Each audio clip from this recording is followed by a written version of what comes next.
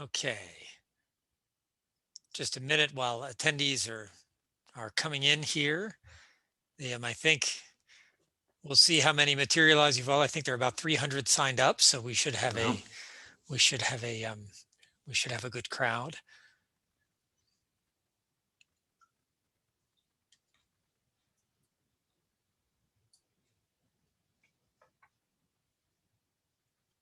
Hi everybody. I'm just pausing for a moment. While people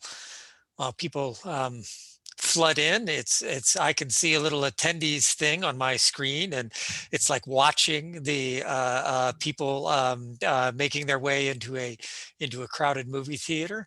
Okay, I think we've got a good portion of our crowd, so we'll go ahead and get started. So, good afternoon, everybody. I'm Ben Story, and I'm the director of Furman's Tocqueville program, and I want to welcome you to this afternoon's lecture by our good friend Yuval Levin, called "Why Institutions Matter." Let me take a moment as we get started here to say something about what the Tocqueville program is and what we do. The the Tocqueville program exists to encourage serious and open engagement with the moral and philosophical questions at the heart of political life. It includes a whole range of activities, including our signature course and lecture series, which this event is a part of. And that signature course and lecture series this year is focused on what we're calling the crisis of liberalism. We also sponsor a series of courses in the history of political thought and oversee the Society of Tocqueville Fellows, which is a select group of students who they're chosen by competitive application. And they meet several times a year to discuss contemporary political issues in the light of the unique perspective created by the sustained study of the history of political thought. Finally, we work closely with our Political Thought Club, which is a lively, independent student group that meets on Friday afternoons to read and talk about works in this tradition. Right now, we are reading the book of Exodus, and a wonderful commentary on that book written by a teacher that tonight's speaker and I share in common, Dr. Leon Cass. And so come see us on Friday afternoons at 4 o'clock. We meet in Johns Hall 101, and you can also attend on Zoom, if that's your preference. So the Tocqueville program is sponsored by a broad coalition of philanthropic organizations and generous individual donors, including Ginny and Sandy McNeil, Beth and Ravenel Curry, the Hip family, the Andrea Wade Carlton Family Foundation, Mary and Bill Howes, and Linda Gokerson. One of our longest standing supporters is Mrs. Terry Walters, who is the widow of my predecessor in this position, Dr. Ernest J. Walters. And Terry Walters is having her 90th birthday on March 1st, and I wanted to take this moment to say happy birthday, Terry, in a public way.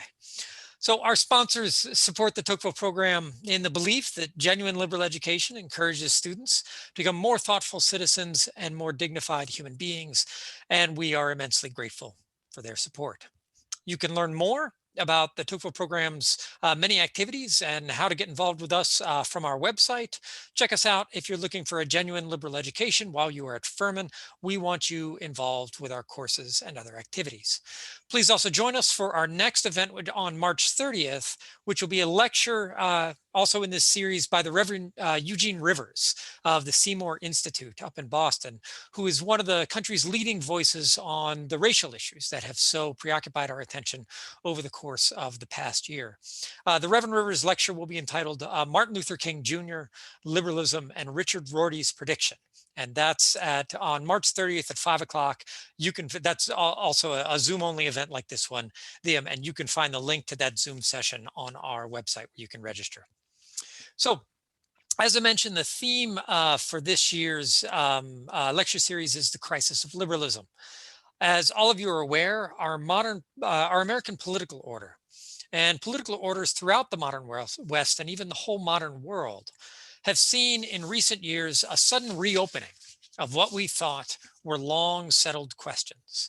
After the events of 2021 and the beginning of 2022, it is apparent that many Americans have fundamental questions about the basic legitimacy of our regime, questions they are asking in public, sometimes even violent ways.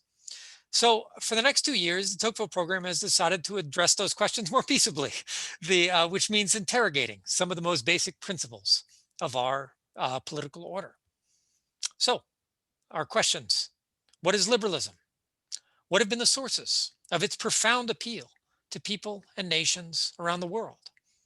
What are liberalism's characteristic weaknesses and shortcomings? Can those defects be addressed within a liberal framework? Or is it time for us to engage once again in what has been called epic political theory?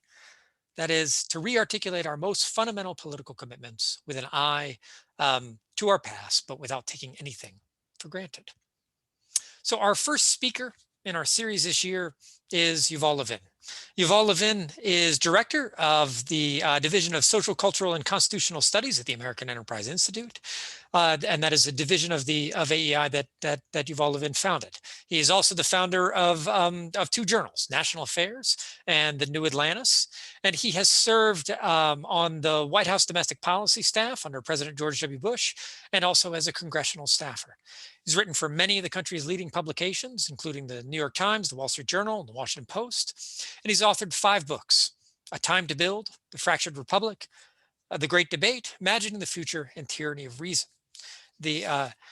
Yuval has been an admired friend of myself and my wife since we were graduate students together at the University of Chicago many years ago, and we could think of no one better to start off this inquiry with us this year.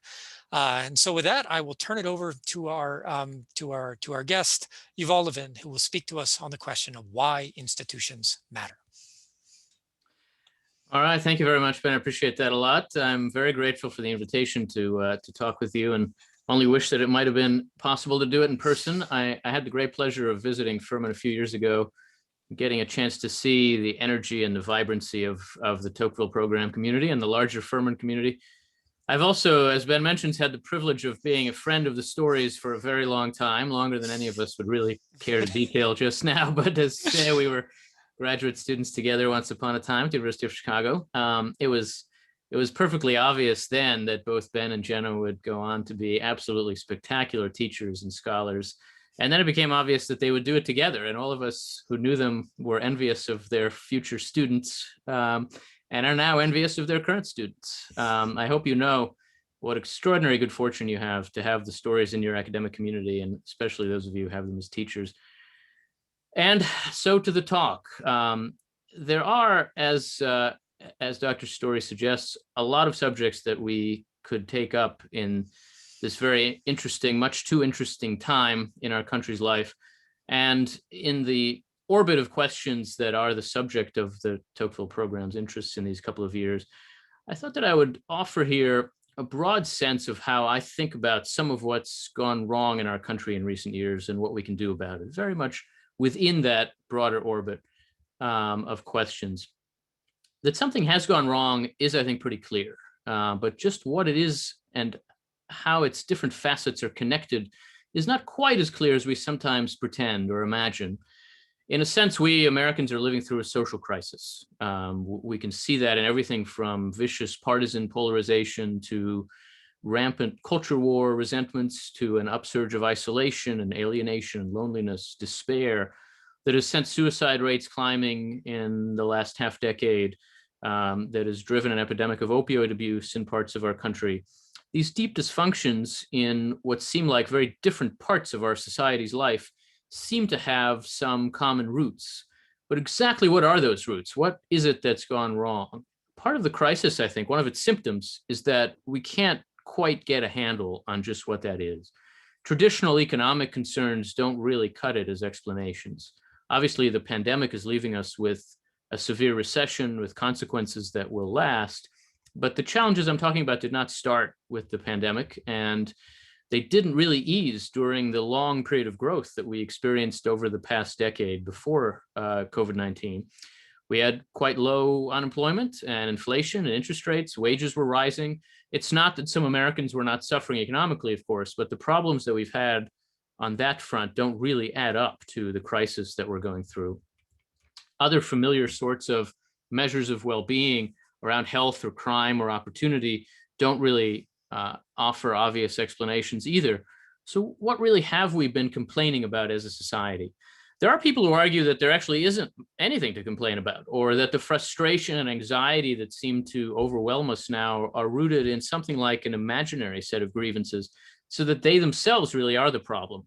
Steven Pinker at Harvard, for example, takes these complaints to be something like irritable gestures of self-indulgent ingratitude. In a recent book of his, he reviews just mountains of data on wealth and health and safety and choice, and concludes that populist complaints on all sides of our politics are detached from reality. And more than that, he thinks that they're dangerous. He says, quote, indiscriminate pessimism can lead to fatalism, to wondering why we should throw time and money at a hopeless cause, and it can lead to radicalism, to calls to smash the machine and drain the swamp and empower a charismatic tyrant.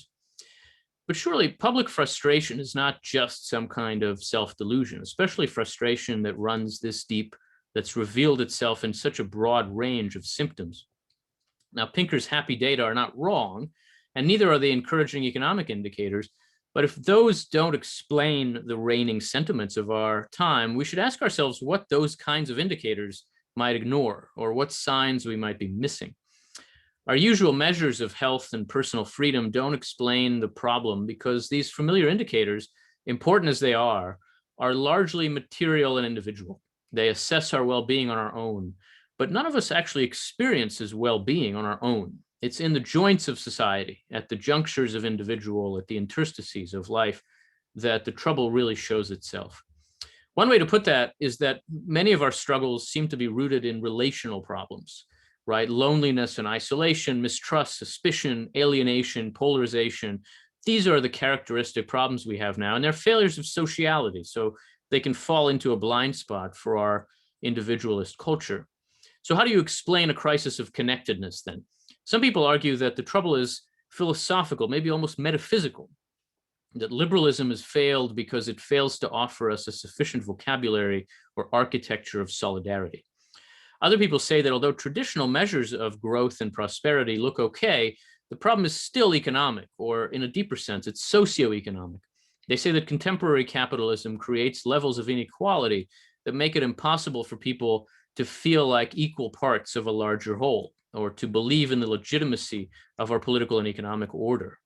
Others say that external pressures like trade or immigration, or internal pressures like racism or identity politics, have left us unable to hang together as a society. I think that there is some truth to all of these explanations. They all get at something important, because they treat the human person as embedded in a larger whole, whether that is metaphysical or moral or social or economic. And they see that what's wrong has to do with the ways in which we now live out that embeddedness. But I think that still misses something crucial. When we think about our problems in these ways, we tend to imagine our society as just a big open space filled with people who are having trouble linking hands. So we talk about breaking down walls or building bridges or leveling playing fields, but there's a missing step between joining together and actually recovering belonging and trust and legitimacy. What we're missing, although we too rarely put it this way, is not just connectedness, but a structure of social life, a way to give shape and purpose and concrete meaning and identity to the things that we do together. If American life is a big open space, it's not just a space filled with individuals. It's a space filled with these structures of social life. It's a space filled with institutions. And if we're too often failing to foster belonging and legitimacy and trust, then more than just a failure of connection, we confront a failure of institutions. Institutions do a lot more than connect us, and understanding our social crisis in terms of what they are and what they do could help us to see that crisis in a new light. That's the kind of understanding that I think we need to get a sense of what holds together the different challenges that add up to the social crisis we face. So what really is an institution? It won't surprise you to learn that there are a lot of different academic definitions of a term that fundamental and important. The book thinks through a number of those, but for our purposes, let me just suggest a general definition that draws together a lot of that academic work, but also looks to the problems that we confront in our society now. By institution, I basically mean the durable forms of our common life. They are the shapes and structures of what we do together. That's what our institutions are. Some institutions are organizations, and they have something like a corporate form, a university like this, or a hospital, or a school, a business, a civic association. Those are all institutions, and they're technically and legally formalized. Some institutions are forms of a different sort. They may be shaped by laws or norms or rules, but without that kind of corporate structure. The family is an institution. It's the first and foremost institution of every society. We can speak of the institution of marriage or a particular tradition, a profession as an institution, the rule of law as an institution. That they are durable is certainly essential. An institution keeps its general shape over time, and so it shapes the realm of life in which it operates. It usually changes gradually and incrementally. Flash mobs are not institutions. But most important, what's distinct about an institution is that it is a form. In the deepest sense, a form is a structure or a contour. It's the shape of the whole, the organization that speaks of its purpose and its logic, its function, its meaning. A social form, an institution, is not just a bunch of people. It's a bunch of people who are ordered together to achieve a purpose, to pursue a goal, advance an ideal. And that means that institutions are also by their nature formative. They structure our interactions, and as a result, they structure us. They shape our habits and our expectations, and ultimately they shape our character and our soul. They help to form us. And that formative role actually has a lot to do with how institutions relate to the social crisis that we're living through. Let me say a word about that. When we think about the role of institutions in American life now, we might tend to think first in terms of our loss of trust or confidence in them. That's a trend that we hear about a lot. It's basically a cliche by now. Americans are losing trust in institutions. Measures of that are very easy to find, and they paint a grim picture. Gallup has kept track of what it calls Americans' confidence in institutions for decades, in most cases starting in 1973 through today.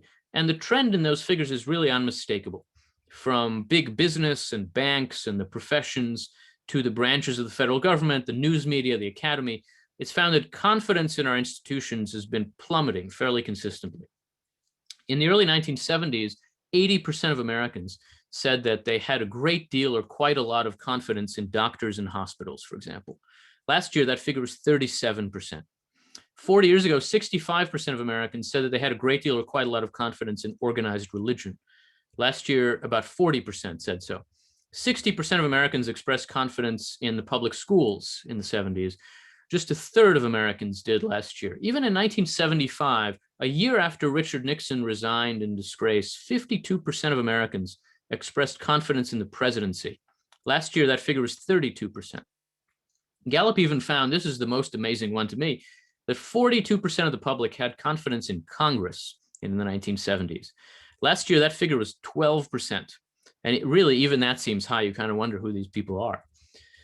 That pattern holds for nearly all the institutions that Gallup asked about. The military is the only major exception, and we'll think a little bit about why that is. But the overall trend is really unmistakable. The American public has gone from extraordinary levels of confidence in our major institutions to really striking levels of mistrust. But what do we actually mean when we say we don't trust institutions? The answer, I think, has a lot to do with what institutions actually are and do. It takes us back to that question of how they form us. Every significant institution carries out some important task in our society. Say, educating children, or enforcing the law, or serving the poor, or providing some kind of service, meeting a need, making a product. And it does that by establishing a structure and process, again, a form for combining people's efforts toward accomplishing that goal. And in the process, the institution forms those people to carry out that work effectively, responsibly, reliably. It shapes the people within it to be trustworthy. That is what it means to trust an institution. We trust an institution when it seems to have an ethic that makes the people within it more trustworthy. So we trust a political institution when it seems to have some idea of an obligation to the public interest that it takes seriously and that it forms people in it to take seriously. We trust the military because it values honor and courage and duty in carrying out the defense of the country, and it shapes men and women who clearly do that too.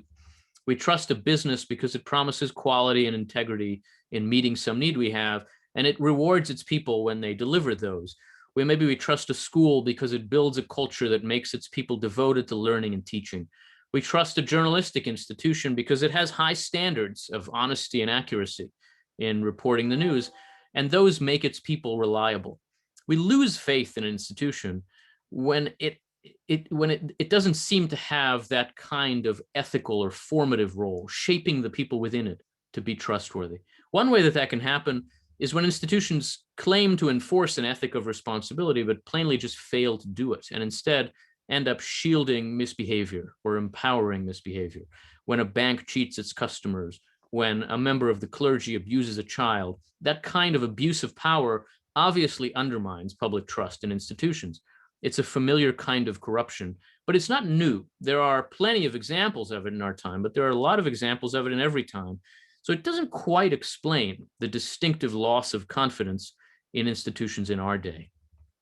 Another related but different way in which an institution can lose our trust, though, is when it simply fails to impose an ethic on the people within it. It doesn't even seem to see that kind of formation as its purpose. When the people in the institution no longer see it as a mold of their character and behavior, but just as a platform for themselves to perform on or to raise their profiles, to be seen.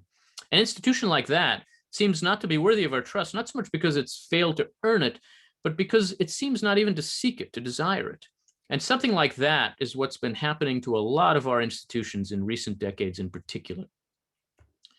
When we don't think of our institutions as formative, but as performative, when the presidency and Congress are just stages for performative outrage, when a university becomes just a venue for virtue signaling, when journalism is indistinguishable from activism, when the church becomes a political stage, they become harder to trust. They aren't really asking for our trust. They're just asking for our attention. And in our time, a lot of the most significant social and political and cultural and intellectual institutions are in the process of going through this kind of transformation from mold to platform. There are some exceptions, again, most notably the military, the most unabashedly formative of our national institutions. And those prove the rule because they tend to be the ones in which we aren't losing faith. They plainly show us that they form the people in them, and we trust them. Many of the genuinely novel institutions of the 21st century, especially the virtual institutions of social media, are inherently shaped as platforms to begin with, and not as molds. It would be strange to trust a platform, and we don't. This kind of change of attitude, this decline in the expectation that our institutions should be formative, is at the heart of our loss of faith in institutions. And in turn, it's at the heart of that broader social crisis we're living through, because institutions understood as platforms rather than as molds, as stages to perform on, more than means to form and shape our character, are less able to offer us objects of loyalty, sources of legitimacy, means of building mutual trust. Examples of that kind of transformation from mold to platform are everywhere around us now. And in many cases, our institutions are being made into platforms, not just for any performance, but for performative virtue and performative outrage in that vast polarized culture war that we're living through. In one institution after another, we find people who ought to think of themselves as insiders shaped by the distinct purpose and integrity of the institution, instead functioning as outsiders, displaying themselves and building their own personal brand. This is obvious in politics. Is there really any doubt, for example, that former President Trump saw the presidency as a stage for performative outrage and himself as a kind of performer acting on the government rather than as an executive acting in and through it? Is there any question that a lot of members of Congress now run for office much more to be involved in the kind of performance art of our culture war than to be involved in legislative work, to become more visible on cable news or on talk radio, to build a social media following, and use their elected office mostly as a platform to complain about the very institution that they worked so hard to enter? They see that as what their voters want, and they're always trying to perform for that core partisan audience. Are two political parties now anything other than two platforms for performance? Do they really have a function other than displaying and elevating narcissists? Do we even really remember the role that a political party is supposed to play in our kind of system of government? But you can look beyond politics too. Think about the profession of journalism as an example. Its institutional strength is its insistence on a formative integrity, on a process of editing and verification that helps us to be sure that what it provides us is reliable.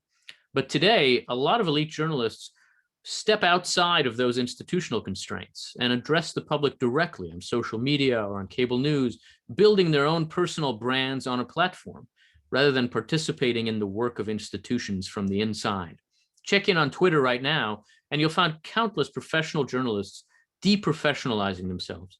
Reporters who are inclined to complain about former President Trump, for example, and the way he behaved in office should ask themselves whether Trump's behavior relative to what the presidency is supposed to be might have been unnervingly similar to their own behavior relative to what journalism is supposed to be.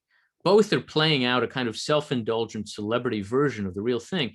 And in both cases, that renders them less able to do their appropriate and essential work, to do the real thing. You can see the same pattern in many parts of the academy today, where rather than serving the institutional purpose of a university, which is to form some portion of the rising generation through teaching and learning, we find many in the university using the institution as a platform for virtue signaling, for political and culture war theatrics. There's a version of that in some portions of American religion now, where institutions that exist to form and transform souls are being used instead as platforms for political theater and culture war drama, so that the cachet of the church is used less to form those within it than to let them express themselves. We can see that pattern throughout American life. That distortion of institutionalism amounts in practical terms to the great unasked question of our time. Given my role here, how should I behave? That's what someone who takes an institution they're involved with seriously would ask. And a lot of the trouble facing our core institutions now might be described as a widespread failure to ask that kind of question. Given my role here, how should I behave? As a president, as a member of Congress, as a teacher or a scientist, as a pastor or a worker, as a parent or a neighbor, what should I do here? I would bet that the people that you most respect these days seem to ask that kind of question before they make important judgments. And I would bet that the people who most drive you crazy in American life now, who you think are really part of the problem, seem to fail to ask that question when they obviously should.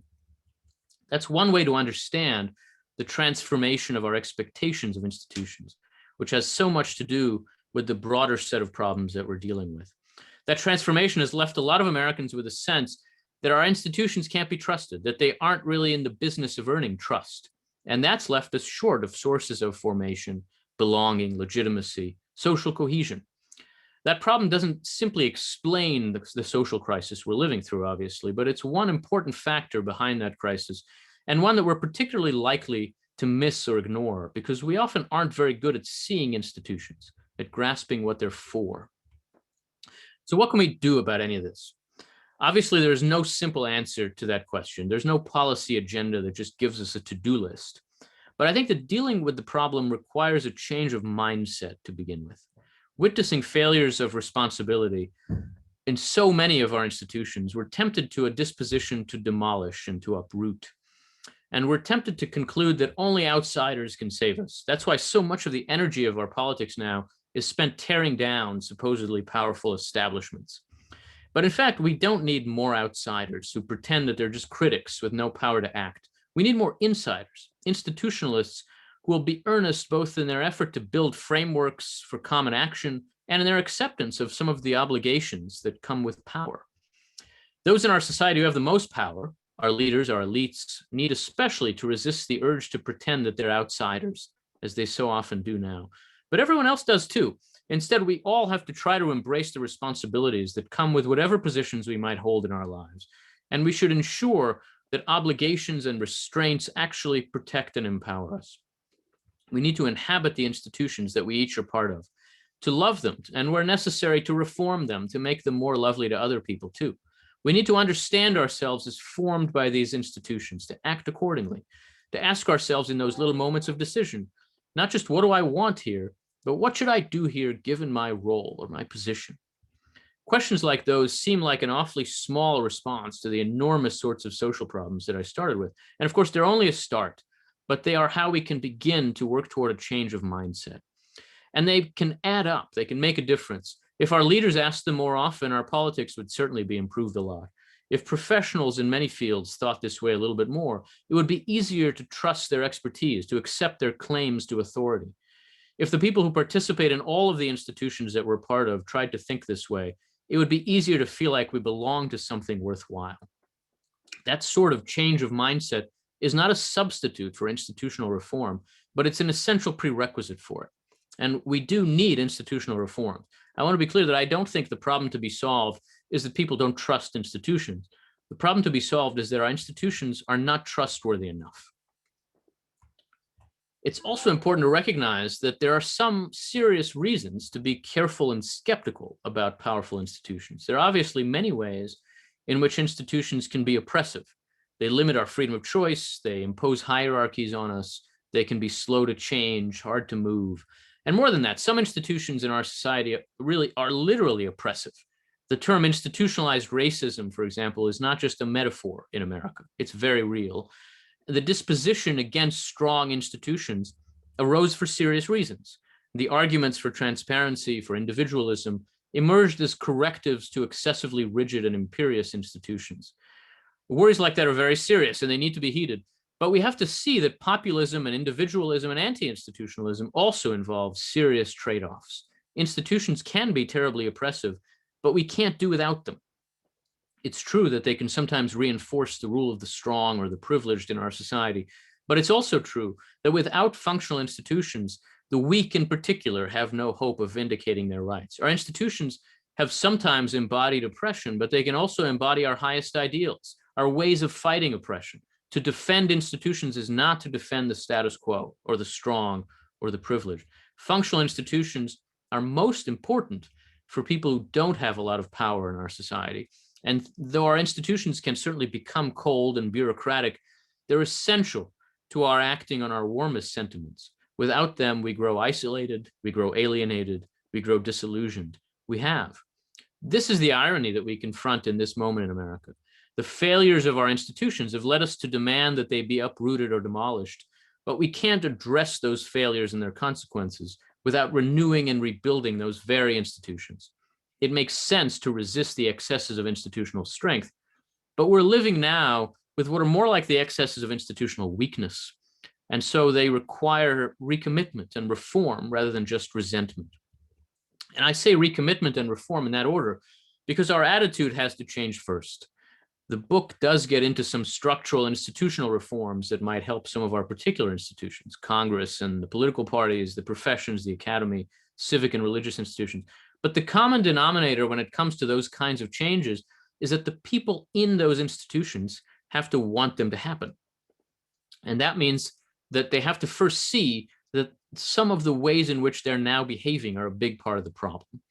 And that by making key institutions impossible to trust, we're contributing to a profound and destructive set of social dysfunctions in America. In one arena after another in American life, we face the challenge of drawing alienated people back into our institutions. We can point to all kinds of complicated theories about how to build the trust that's required to accomplish that. But the simplest way is for the people who inhabit our institutions, that is for all of us and each of us, to try to be more trustworthy. We each can work at that. We can give our institutional responsibilities more of our time, more of our effort. We can give them more of our identity and our self-consciousness. We can understand ourselves as defined by the institutions that matter the most to us. We can judge ourselves by their standards, hold ourselves up to their ideals, take seriously their particular forms of integrity, and align our own pride and ambition with theirs.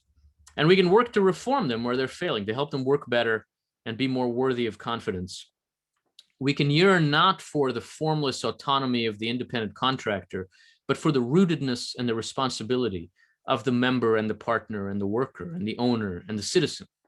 There's a word for attitudes like that. The word is devotion. What's required of each of us is devotion to the work we do together with others in the service of a common aspiration, and therefore devotion to the institutions that we compose and inhabit together.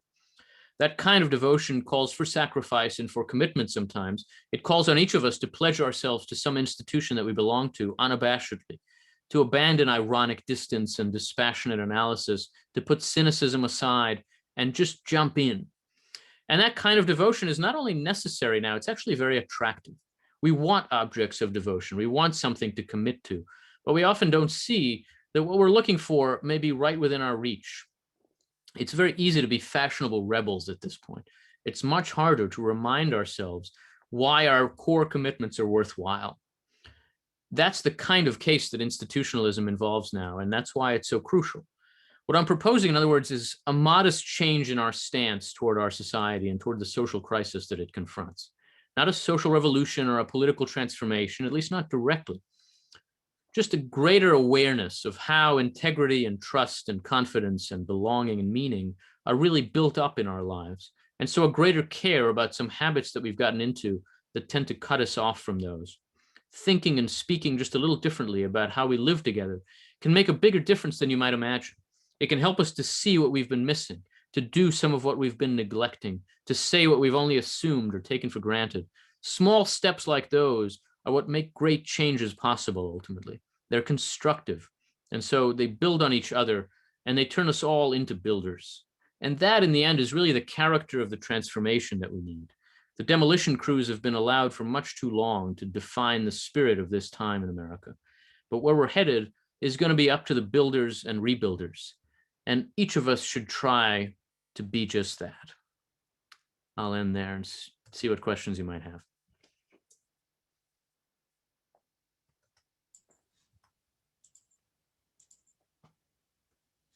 Okay, there we go. I have reappeared.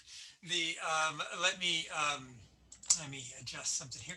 Okay, so the way we will proceed at this point is if you use, for everybody who's attending, if you use the hand raise function, then I will be able to see that and I can call on you. And when I do that, I will elevate you to panelist status. You'll appear and you will get to answer your question. So while you all are thinking about your questions, let me go ahead and ask one of my own to get Yuval Levin started here. So again, everybody, please go ahead and use the hand raise function, and then I will know that you have a question to ask, and I can elevate you to do that. So Yuval, the question that I wanted to ask concerns a complexity that sometimes happens in institutions, which I'd like to hear how you'd address, which is that you describe, on the one hand, a sort of you call on us to devote ourselves more wholeheartedly to the institutions of which we are a part. For a journalist to be more wholeheartedly a journalist, for a professor to be more wholeheartedly a professor, and so on throughout the roles of our professional lives. What would you say to those who feel like they are parts of institutions that have themselves been kind of taken over by the very kind of individualistic psychology that you're describing? So let me give an example of a journalistic institution. You yourself have been very concerned that it's not just that journalists are on Twitter, making sort of something other than journalists of themselves in that particular venue. It's sometimes that Twitter seems to be the editor of publications. And so what do you say to somebody who's in one of these institutions and feels like the institution itself has been sort of taken over by these kinds of forces of deformation? Yeah, thank you. I think in some way that's the situation of almost everybody. And I would say more generally that very often what it means to stand up for an institution is to stand up against the people who are running it in the wrong way. That's not a new problem.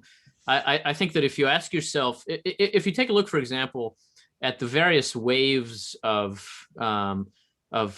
anxiety and concern about the American Academy, waves that we can see washing over our culture beginning really by the 17th century. You look at the annals of debates about Harvard and Yale at their very outset, and by the second generation, there was an argument about why the university was becoming corrupted and how it could be reformed to better advance its mission.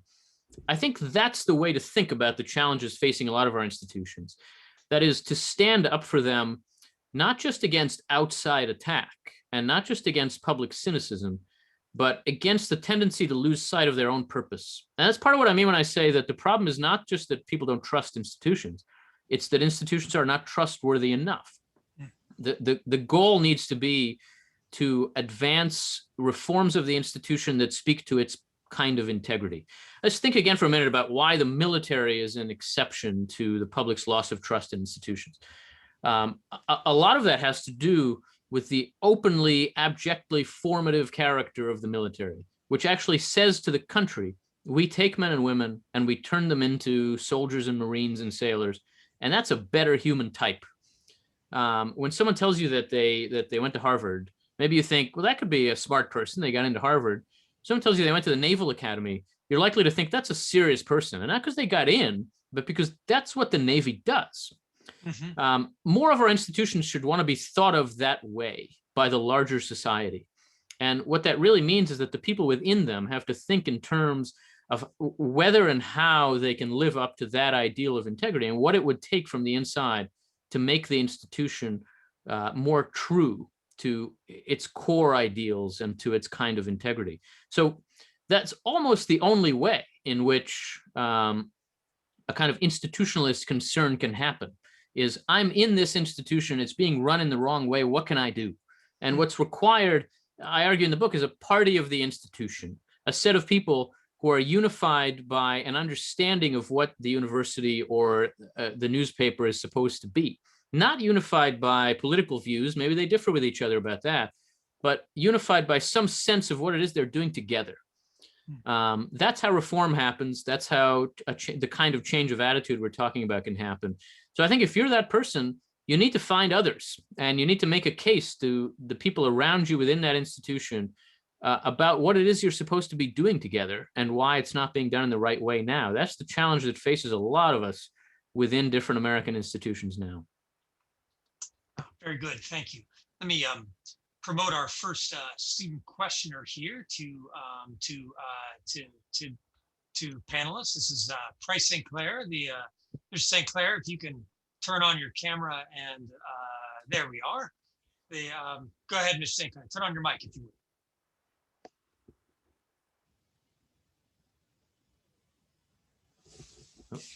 Well, let's see if I can. All right, let's see. Can we? I was going to say it's amazing that this worked. Hey, there we go. There you go. It's amazing that this worked. It wasn't allowing me to unmute myself, and as a result, I couldn't tell you. So, yes. So, Dr. Levin, thank you for being here. I wanted to ask you about a line in your book that struck me. You write, "Renewal is always a possibility because our social life is generational. The rising generation is only starting out. The young have the energy that the old too often lack. They have the ambition that the old have spent, and the hope that the old have either realized or depleted." And so I hope you're right about that, but I see a bit of a contradiction there, that young people, as a function of their age, are generally not as formed by institutions as older people are. And I mean, historically, but I think particularly in my generation, people that are young are often quite used to dealing with institutions antagonistically, being really against the establishment politically, but I think you can think about it outside the political arena as well. So I was wondering how you might foresee my generation becoming marked by a devotion to trustworthy and thank you for that. If I remember it right, and I may not, I think the very next line makes that same point, right? That what they lack is formation. What they have is ambition and drive and energy, and what they don't have is the formation that comes with time and that comes with exposure to formative institutions. So in a sense, that's what the older generation owes the younger generation, is access to those modes of formation, to those ways of being shaped. And what the young owe the old is the energy to believe that society can become better. It's funny, I spoke to a class of Furman students just before this, and we ended by talking about the dangerous implications of the peculiarly elderly leadership class that we have in America right now. Really oddly, I mean, the president is 78. His predecessor was 74. The Speaker of the House is 80. If you look around at the people who run our institutions, they were generally born in the 1940s still. And that may strike you as a younger American as just what happens, right? And you'll run things when you're 80, but that's not what happens. That's very unusual. And in some ways, it's been this same generation, which is to say, the baby boomers took over the institutions around the 1990s, and they've run them now for 30 years. And, no offense to baby boomers, and I wish all of these people very long lives who I just listed. But, it's funny, in talking about this, I noticed once that Donald Trump was born in June of 1946. George W. Bush was born in July of 1946. Bill Clinton was born in August of 1946. And then you look around and you realize, yeah, so is everybody else. There's this kind of sense that our society is an aging baby boomer. And one of the implications of that is that we don't think about the future enough. Very little of our politics now is about what are we going to need when 2040 comes, right? 2040, it's 19 years from now, so it's as close to us as 2001. That's just not that long. We're going to get there. And our politics today should be about what we're going to need when we get there. But it's not really. It's about who's responsible for various things that got screwed up in the past. And, the two parties each basically thinks the other is the country's biggest problem because we're not very focused on the future. And I think one of the ways in which a generational transition can be promising is by enabling us to focus more on the future. That doesn't mean that it'll be easy for people of your generation to think about institutions in the way that I'm suggesting. It's not easy for young people ever to think about institutions that way. The tendency to want to be liberated from them, to not see how we need them. You really only see that when you look at your own kids and you realize these people are just monsters. How are we going to get to a place where I can turn anything over to them? And the answer to that is institutional. And so, it's going to be a little while before you really see how important that is. But I would suggest that it is worth, by the kind of education you pursue, by the way you think about citizenship, to try to compel yourself to see how the constraints that are provided to you by our institutions are formative in a liberating way. They make it possible for you to become capable of exercising power in our society. And so of not just needing to only be an observer of everything, but of being able gradually to become an active participant in everything. That's what it really is to be a citizen in a free society. How do we get there? I asked myself, what can I do to possibly get there? And the only thing I can do is write a book and talk to you about it. So here I am. I think that is important, that it's worth just conveying that message by what you do, by what you say, by how you try to live. And it's important to try to see it. These are small things, but hopefully they add up. And each of us, wherever we are, should think about how we can contribute to that happening. Thanks. Okay, our next questioner is Parker Anderson. Mr. Anderson, if you can turn on video and there we are. Let me just before you ask your question, Mr. Anderson, let me let some other people know that they're in the queue. So Ms. Stevens, Ms. Hermitz, Mr. Myers, Mr. Hibbs, Mr. King, Mr. McKinney. I see you all have questions, and so we're gonna bring you into virtual reality here, in that order. Go ahead, Mr. Anderson. Hello, it's an honor to be able to listen to you. Especially, I've listened to some of your work, I know, on the Ezra Klein show, which I thought was awesome. I've recently had the privilege of I'm actually studying Tocqueville. We're here for the Tocqueville program, but Tocqueville under Mrs. Dr. Story. And one of the things we actually just talked about today was the tyrannical majority. And you hit on something that I felt was kind of related to that, where you talked about reforming Congress. You've talked about that a lot, changing how Congress works, this idea that institutions are becoming platforms. So my question, I guess at its very basic part, is what motivation do popular leaders have for reforming their institutions? What motivation does the Republican Party after Trump, or the Democratic Party after Nancy Pelosi, or AOC, or other popular figures like, I guess, independent Bernie Sanders? What motivation do they have to change themselves from a platform to a mold, especially when it seems like it's winning elections? Yeah. Well, it's a great question. Let me say a couple of things about it. I would say, first of all, that thinking about this in terms of the tyranny of the majority is a useful way to approach the question of how to reform an institution like the Congress. Because when you say that an institution is failing, the question that follows has to be failing to do what? And that's actually not self-evident when it comes to the Congress, right? What is the Congress failing to do? What is its job? I would suggest to you that the less than obvious answer that is suggested by our constitutional system is that the job of the Congress is to compel accommodation in a divided society, not to just let the majority party do what it wants to do until it's out of office, but to force some bargaining to happen. And if that's right, then reforms of the Congress have to be of a particular sort. There are a lot of reformers now who just want Congress to pass more legislation. So that means getting rid of all the protections of minorities and just letting small majorities, which is all we have. We have a 50-50 Senate now. The House is closer than it's been in 35 years. To just let those small majorities do whatever they want until they're out of office. Another way of thinking about how to reform Congress is finding ways to compel the majority and the minority to recognize each other's legitimacy and work together. I think that is what Congress is for. And the absence of that is part of why our politics is so broken, so that reforms have to keep in mind that the purpose is to require some cross-partisan deal-making. Now, how do you get there? The incentives, as you say, are not pointing in that direction right now. The incentives are very much rooted in a kind of negative partisanship that says the problem with America is the Democrats, right, or the Republicans. And so the worst thing that could happen is for them to get their way. So even if we get nothing, that's better than them getting anything.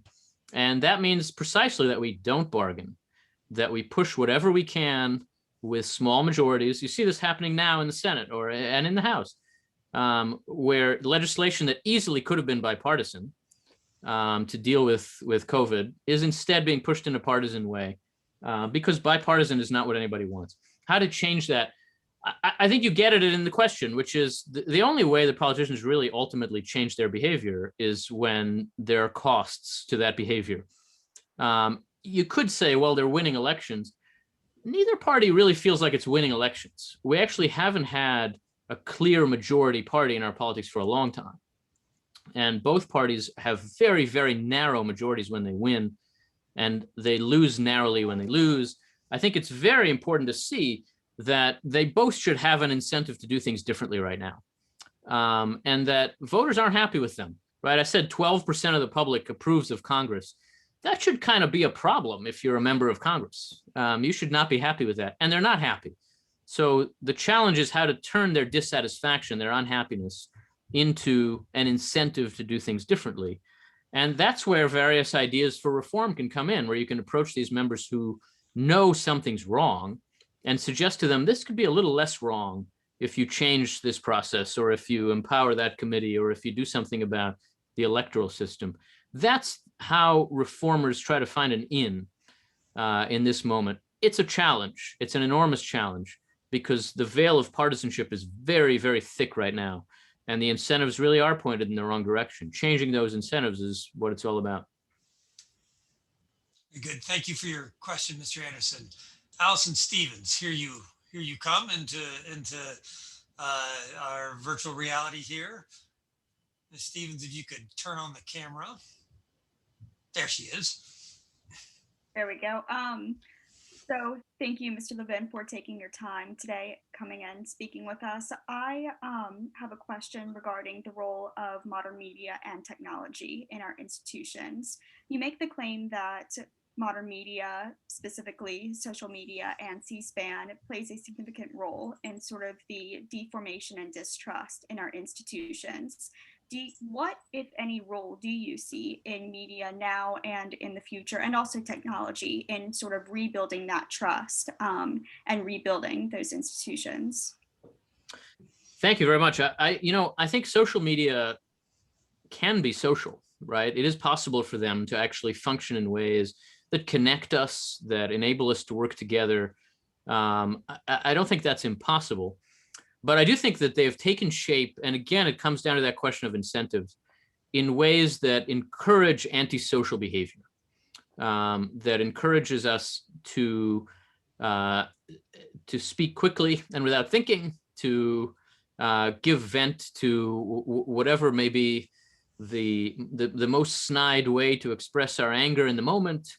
That's how you get followers. That's how you get noticed. That's how you get anywhere. And that's bad for the functioning of our political culture and of our various institutions, not just in politics, but in general. It encourages, in some ways, it encourages the worst sides of celebrity culture on a smaller scale. Social media turns each of us into our own paparazzi, right? We rob ourselves of privacy. We treat ourselves as though we're on a stage all the time, hounding ourselves for photographs. It's a very strange way to live. And I think in a lot of ways, those incentives also have to change. And we have to recognize that they are the source of some serious anxieties for a lot of people, that we don't like them at some level, even as we respond to them. And so we need to think about how to use social media differently, even how to design social media differently. I don't really think there's a public policy solution to that part of the problem. Even if there are ways that public policy can restrain some of the power that social media and that social media companies exercise, I'm not sure you could change the incentives that way. That has to be much more driven by demand, by people who just want a better experience. And so look for different ways of using their time on social media. I think we're only beginning to come to terms with these problems, and therefore only beginning to fathom what solutions could look like. We're still very new to the social media environment. We're kind of half a generation into it, and so far it's going pretty badly. I don't think it will always go badly. I don't think that, nuking Facebook from space is the only solution to this problem. Learning how to use it differently is going to be part of the solution. And that will take time. It will take time, and it will take difficult negative experiences until we can figure out that this is public, right? That what we're doing on Twitter is actually visible to the rest of the world. And we might want to think about whether this is really how we want to present ourselves to that world. We're still not quite to a place where we quite grasp that. And I think with time, there is some reason to expect that we'll do better, but we have to recognize how much we don't like it. That's really a key problem with changing incentives in general. Very good, Ms. Stevens. Thanks for the question. Let's see, let me bring Ms. Hermits on here. Let's see. Ms. Hermits, there you are.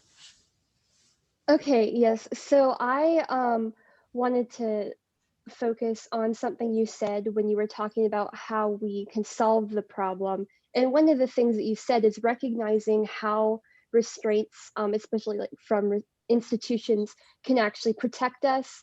You also talked in your book about how institutions can be helpful for those who might be considered socially weak or to have very little social capital.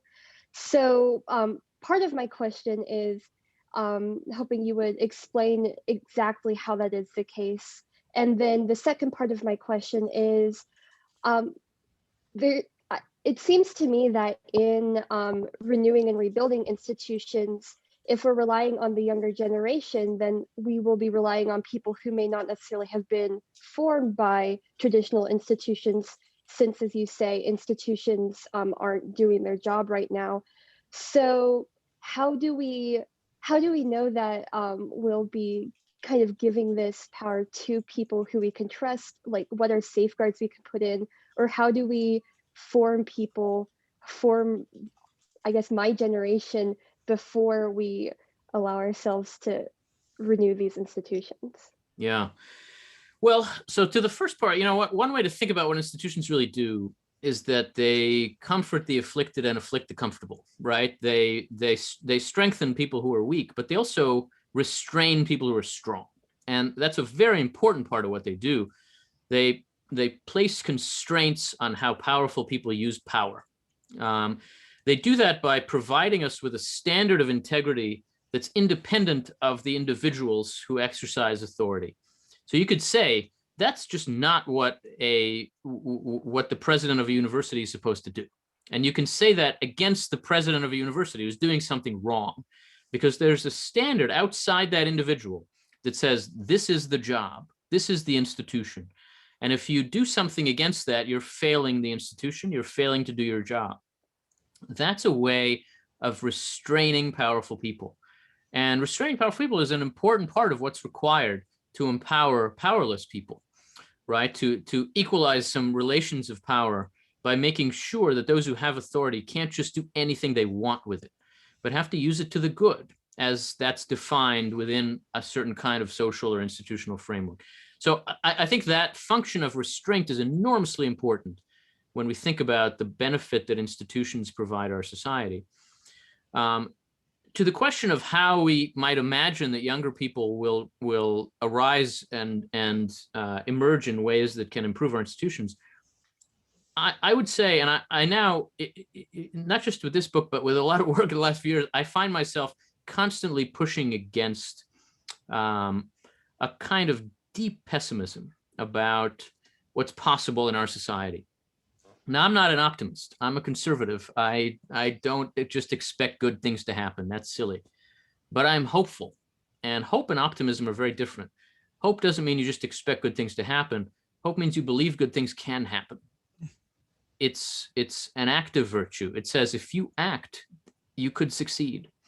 And I certainly think that's true. And one reason to think so is you, right? Is everywhere I go, I find people who are young and who are interested in making this work, and whose question to me is, how could this ever work? There aren't any young people who want to make it work. Well, I say, sure there are. Here's a mirror. There are a lot. And that's true in every generation. This same challenge is true in every generation. If you look around at the average young person at any point in human history, you'd have to say, well, we're just screwed. But that's not all there is to see, right? There are a lot of people among the younger generations at every point in our society and in every society's history who are very eager to make things work, who are looking to make things better, and who are trying to be formed by the best of our institutions, and who are, right, who have good teachers and who have had a decent experience of one institution or another that makes them want to be part of sustaining that and providing that for the rising generation. Not everybody's going to do that. It's never the case that everybody does that. But the question for us now is, if you're one of those younger people and you want to do better, what can you do? That's a question with a lot of answers.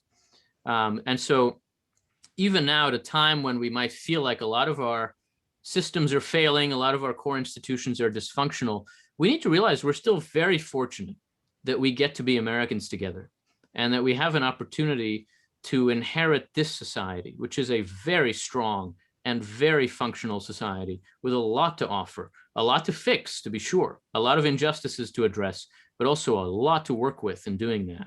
So I certainly feel lucky to be one such, and I think you should too. Thank you for your question, Ms. Hermits. Next up will be Evan Myers, and Alex Hibbs, Jonathan McKinney, and Aaron Zubia. Let's see here. There comes, let's see, Mr. Myers should be popping up here. There he is. Hello, Mr. Myers. Hi, Dr. Levin. Thanks for joining us. Thanks. In the first sentence of your speech, you said that this is a much too interesting time. What do you mean by that? What makes our current moment too interesting? Is there such thing as a politics that is too boring, technocratic, or even too institutional? How interesting should our politics be, and in what way should they be interesting to us? How do institutions fit into that picture? That's a great question. Thank you. You know, I would say that that politics gets too interesting when it seems to be all about many really fundamental questions at the same time. When we're asking ourselves, is this whole thing even working? Now, at some level, that's always happening, right? Anytime you catch American society, you would catch it having some arguments about whether the whole damn thing is sustainable. And there have certainly been more interesting times than this in a bad way, right? The 1860s were really fascinating. And I'm glad I didn't live through them. But there also are times when the questions on the table seem to be a little more prosaic. And you can go too far in that direction too, without question. There are excessively technocratic moments. I think now, at least in retrospect, of the second half of the 1990s that way, when the questions were just a little smaller. There were a lot of things taken for granted. the assumption was we've got the basics right and we're kind of tuning the dials. And that was wrong. That was a mistaken understanding. I mean, the sense that, that history could be over. I don't really mean to pick on Francis Fukuyama, who didn't actually argue that history had ended, but there was kind of a feeling in the air that what's left to do now is kind of figure out how to apply what we've learned. That's not how we feel right now at all. The question now is, is liberalism viable? Can a multi-ethnic democracy survive? These questions are much too interesting for our own good. And so I do think that there's reason to worry that we've lost confidence in some of the basic premises of our life together and need to recover that. Now we do need to. So we have to answer these very interesting questions. We have to be up to this challenge of saying, yes, liberalism deserves to survive because it enables an extraordinary degree of human flourishing that seems otherwise to be impossible. And that's kind of a less exciting answer than to say, well, we're done with it, and now we're going to try this new thing, and it's going to be really good. As I said before, I'm a conservative. I'm pretty skeptical that your new thing is going to be really good. I think you've got a lot to prove before I can go along with that. And in the meantime, let's not throw away what has made it possible for us to enable just an extraordinary degree of human flourishing and moral progress and material progress. But what I mean by saying things are too interesting is that we're living through a kind of crisis of confidence where we are asking ourselves if what we've been doing is going to be sustainable. That's the challenge of our generation, and we have to meet that challenge. But it's worth seeing that it's a distinctly difficult challenge. Great, thank you, Mr. Myers. Thank you. All right, Alex Hibbs, here you come. And let's see if he will arrive here. I sent him into the ether. Let's see. Okay, Mr. Hibbs seems to have, oh wait, but there he is, okay.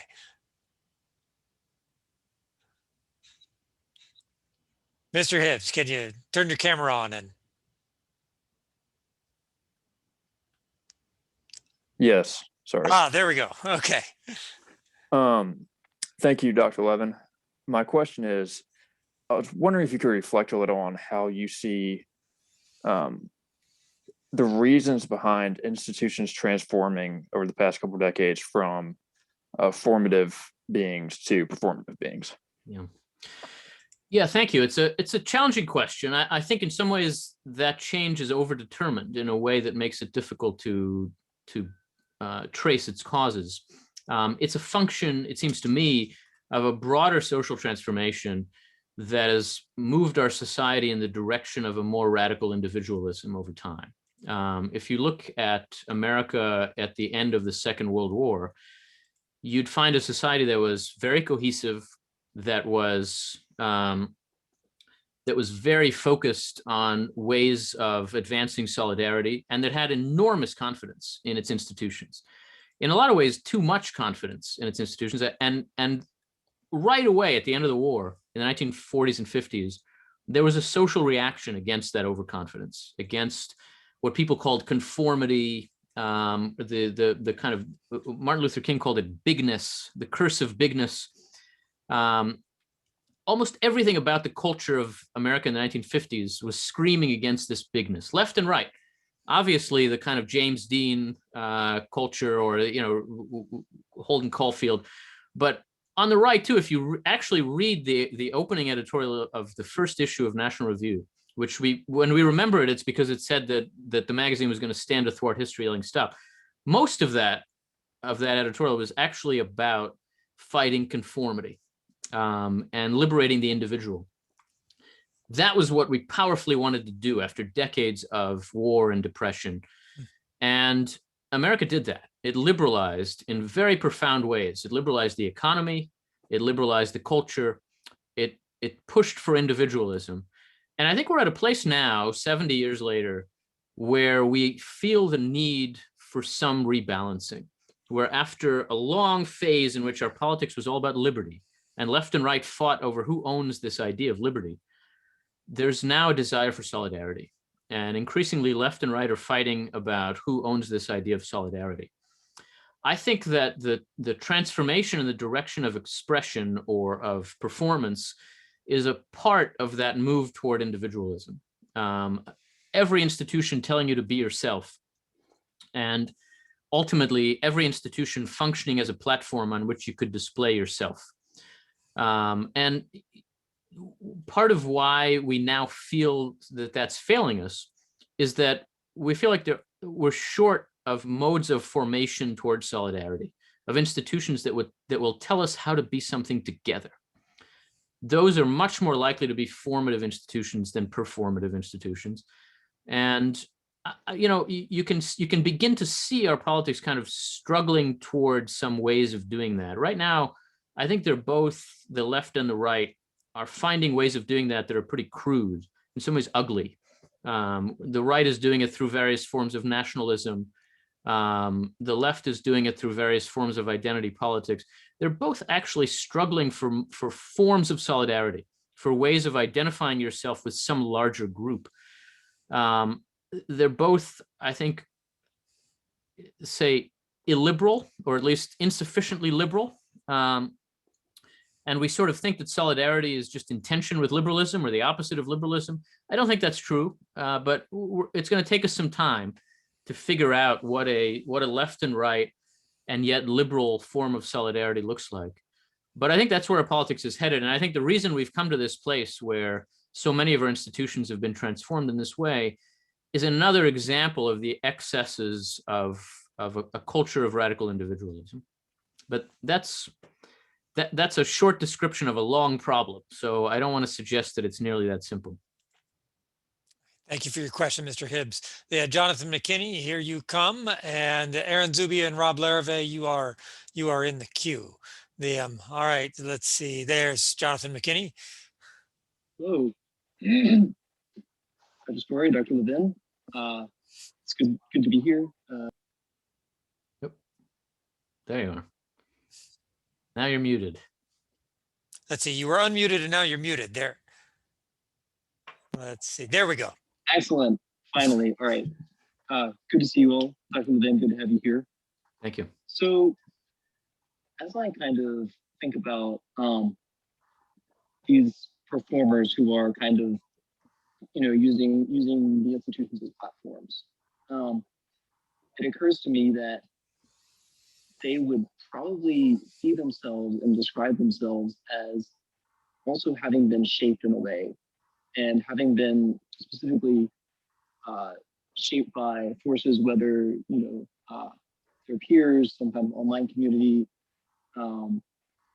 their academic institutions in many cases would come to see themselves as part of kind of a movement which sees its mission as being specifically to be either a friendly or in some cases an unfriendly critic towards these exact institutions. Yeah. And so I'm just wondering, first off, in terms of finding kind of psychological belonging and escaping this kind of crisis of isolation, is this viable? Is this kind of a viable path for these people? And second, how would you distinguish between these kinds of formative forces and the other kinds of formative forces that we want to recommit to? And how would you make the case for the latter? Yeah, I think it's a great question. Everybody's formed. There's no way around that. That's true. I do think that there are modes of formation that form us toward flourishing, and there are modes that form us toward a failure to flourish. Those I would think of as deformations. And all of this is dependent on some notion that there really is a right way for the human person to live, which I think there is. This argument, this book, this way of thinking is rooted in classical philosophy and in the moral and religious traditions of the West. It is morally freighted without question. And for me, it's also a distinctly Aristotelian way of thinking, which suggests that there are formations and there are deformations. I think that what's missing in a kind of formation toward performativeness is an understanding of how change really happens. What does it mean to be a critic? Does it just mean to express yourself in a critical mode, or does it mean to act in some way that enables a change that is responsive to what you think is a failure? In our time, and social media has to do with this, and various forms of modern media have to do with this, and this change of attitude does too, I think we incline to miss the difference between expression and action. Expression is not action. Saying what your view is not the equivalent of doing anything about it. And, you know, clicking the heart or thumbs up doesn't really do anything. Action requires some kind of communion, some kind of organization. And in that sense, it requires some form of institutionalism. And I think we've adopted some of the forms of social action while failing to see what they actually involve. So a lot of contemporary social action is modeled on the appearances, say, of the civil rights movement, a tremendously successful and important example of what real criticism looks like in a democracy, criticism that makes a difference and that changes things for the better. But the civil rights movement of the middle of the 20th century was not just a bunch of protests. Those protests were there to show that these movements could move people. If you can bring 1 million people to Washington in the summer, you can bring 10 million people to the polls on election day. And that was not lost on anybody. Today's protest movements are not capable of showing that because they're not engaged in the kind of organization and institution building that really did underlie the civil rights movement of the 40s, 50s, 60s, the movement for women's suffrage, the movement for abolition. These were movements that involved organization first, and then expressed themselves in ways that showed their strength as institutions. To simply express yourself is not a way to show that strength. And so it seems to me that failing to see that distinction is behind a lot of what is now a kind of pure performance in our politics. These are flash mobs, right? They're not actual forms of social organization. And I think seeing that difference and being frustrated at their failures to drive real change should move us to ask, what does real change look like? How do you actually do it? And the answer to that is much more institutional than what we tend to do now in our politics. Very good. Thanks for your question, Mr. McKinney. Okay, here comes Aaron Zubia, our postdoctoral fellow here at the Tocqueville program. Let's see if Dr. Zubia will arrive. There we go. All right, I'm here. Thank you very much for your presentation. It was excellent. I do have a question. You mentioned the press as a formative institution, or at least one that's supposed to be formative. You mentioned that each person can contribute to the development of good institutions by, say, being a good journalist. My question to you is who articulates the vision of what a good journalist is? For instance, in American history, for much of American history, the newspapers, the press were very partisan. There were Federalist papers, Democratic Republican papers, Whig papers, and in many cases, to be a good journalist was to be a good Whig, or a good Democrat, or a good Republican. And so, I mean, you mentioned practice. You have an emphasis on practice. By participating in these institutions, we can transform them. But doesn't there need to be a vision of what a good journalist is? And just to use that example, and articulate it, and what role does that play? Yeah, you know, journalism now is a profession. It wasn't always a profession. Journalism in the early American Republic was not a profession. It was an arm of politics, as you say. And in that respect, journalism went through a dramatic transformation in America in the 19th century and early 20th century to become professionalized. And what that really meant was exactly the development of a vision of responsibility. What does it mean to be a journalist you can trust? And that concept of trust is really key here, because what a profession offers its members is is access to the trust of the larger public. And it does that by creating essentially a kind of ethic, right? A way of behaving, a list of things you do and don't do if you want to be a journalist, a trusted journalist. You can think the same way about a scientist, right? Who, when they say something to you, you have a reason to believe that they've gone through a process that makes it reasonably likely that what they're saying could be true. That's what journalism offers now too. It's why we trust other professionals, right? Even when it's not so explicitly process-based. You know, you trust an accountant because that's a person who follows a certain code. And if they don't, they actually will get punished. They'll lose their license. You trust a lawyer for that reason. Journalism has become something like this, not exactly like this. There's no license, right? But there is a kind of professional ethic and professional code through which journalists can make demands on public trust. I think we've seen in this century a kind of transformation of journalism back in the direction of pre-professional journalism. It's a little bit more like, it's not quite like what it was in the early republic, which is really wild. I mean, read Benjamin Franklin on the free press. Franklin makes an argument against freedom of the press, basically because he says, well, what's a newspaper? That's just a way for a rich person to push you around. And he wasn't wrong. I mean, he actually was one of those people. That did change. It changed in a way that had some costs, but also had some enormous benefits. And so I think a profession like that actually offers an answer to your question, which is, where does the vision come from? There are professional institutions, there are schools of journalism, there are codes of ethics, there are professional organizations. They give prizes that people actually care about, and so that encourage certain forms of behavior. Those are all very powerful ways of conveying the vision of a profession.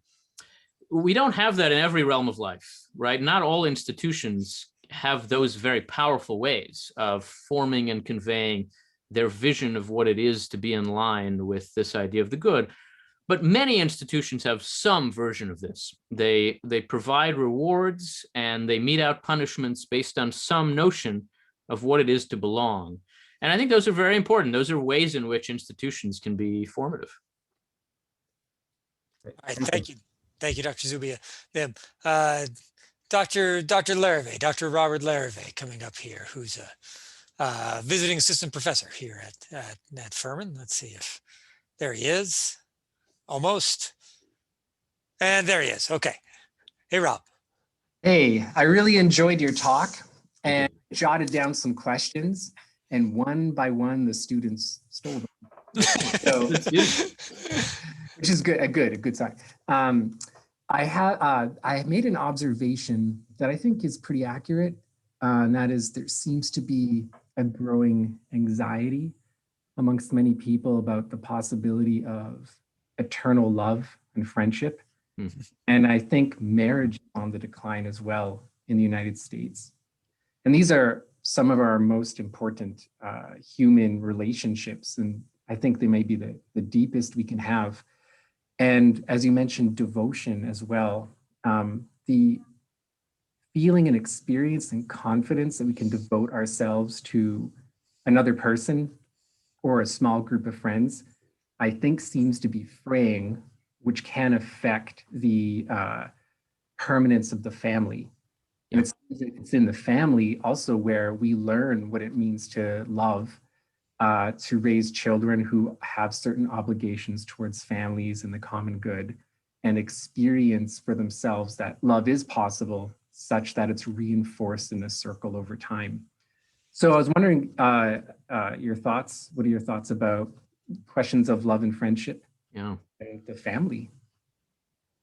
Well, thank you. That's a very profound question, and I certainly think a correct observation that it begins from. And I'm tempted to let Dr. Story answer that question, since in some ways that's his great question. I would say that I'd say a number of things. I think that in some ways the fraying or weakening of our belief in the possibility of long-term commitments has to do with that kind of social transformation in the direction of individualism that I mentioned, which you know, these things can move in both directions. This story often begins, as I began it myself, in the middle of the 20th century. We were a very cohesive society, and we've since been liberalizing in ways that have driven us toward individualism. But of course, human history did not begin in the middle of the 20th century. And in the prior, say, 50 years, the United States went through a process of growing social cohesion, growing confidence in institutions, and in some ways also a growing commitment to marriage and family and religion and these other permanent commitments. That happened, I think, in part because of very hard times, 2 world wars and a depression, a sense that we need each other, that we are in this together. It's just harder to believe in what is ultimately, to my mind, the fiction of radical individualism when things are hard. It also happened, though, in part out of a sort of period of institution building at the beginning of the 20th century that itself answered a time of fraying, the urbanization and industrialization, the growth of large-scale capitalism at the end of the 19th century. These things do come not exactly in cycles, that's saying too much, but there is always a push and a pull here. And I think we are in a place now, and a lot of Americans feel as pain this loss of a belief in the possibility of long-term commitments. We feel it in ways that we call alienation, that we call despair, that we call loneliness. But ultimately, they are a function of our loss of confidence in the possibility of enduring and even permanent commitments. And if that's the pain we feel, I do think that we are searching and therefore are open to ways of meeting that need and of coming again to believe in these permanent possibilities. I think that leaves a lot of Americans open to religious conversion now. Americans on the left and the right, by the way. I think one of the greatest frustrations I have is that a lot of our religious institutions in America treat college students as the enemy, as though they're out to destroy them and to destroy the country, when in fact college students are just begging for conversion. They are just screaming for it. And I don't see how it isn't obvious that that is the case. They're clearly in search of some idea of justice that can speak to them in a truthful way. And surely that is what our religious institutions offer. I think there is still a profound failure of connection here, a failure to see that opportunity. But it is an opportunity, even though it presents itself as a crisis, as pain, as failure, as suffering. It is also an openness to this possibility of enduring human connection, which is always available to us if we're willing to embrace it. And that is surely another way to understand this moment of crisis in our society. It's a hopeful way, but the fact that we could meet these needs doesn't mean that we will. And so it will take real work and real changes of outlook and mindset and expectation if people can again come to believe that this kind of permanence is possible. I certainly hope to see it because I do think it's possible. So that was a wonderful exchange, you two. We have time for one last question. And I see here, I'm promoting to panelist Ray Whitted, who is, if this is who I think it is, this is a student, an alumna rather, who I haven't seen in 5 years. Let's see. Ms. Whitted, could you appear here? There she is. Hi. Good to see you. Hello. Yeah, it was really great to get to see this chat. You actually came while I was at Furman, but I was on a study abroad program, so I didn't actually get to meet you. So this is kind of like a nice little treat for me. I'm kind of in starting the beginning of my professional career, and I kind of see what you're talking about. I have a lot of energy at my place of employment, and I'm very enthusiastic about making changes and kind of pushing people to be very upfront, very honest. I see a lot of older employees and people in leadership positions are just very complacent, don't want to do things that are difficult or hard for them. But I'm very fortunate at the place that I work. It's pretty small, and the leadership is pretty understanding and affords me that opportunity. But I see a lot of bigger institutions, the ones that are more difficult to move, I suppose. I don't offer that ability for younger people to have that voice. And it makes them very unattractive to young people like myself. How do we encourage younger people to pursue and seek out these institutions that kind of want to block them and bar them entry? Yeah, thank you for the question. It's an enormously challenging question. In some ways, it always is, but in some ways, it also particularly is in this moment. Part of that is, I think, this difficulty of generational transition that I talked about a little bit before.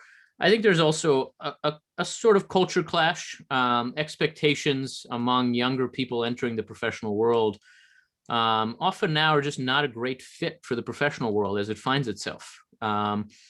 And there has to be some formation in both directions, right? The institutions do need to evolve some, but they also need to shape younger people in their own image some. And that's just hard coming and going. I think one way to think about that is if you're fortunate enough to be within an institution or a profession or a set of institutions that offer you a path, that offer you an upward trajectory over time, then you can see how committing yourself to them can be valuable, can be worth your while, because you'll get somewhere.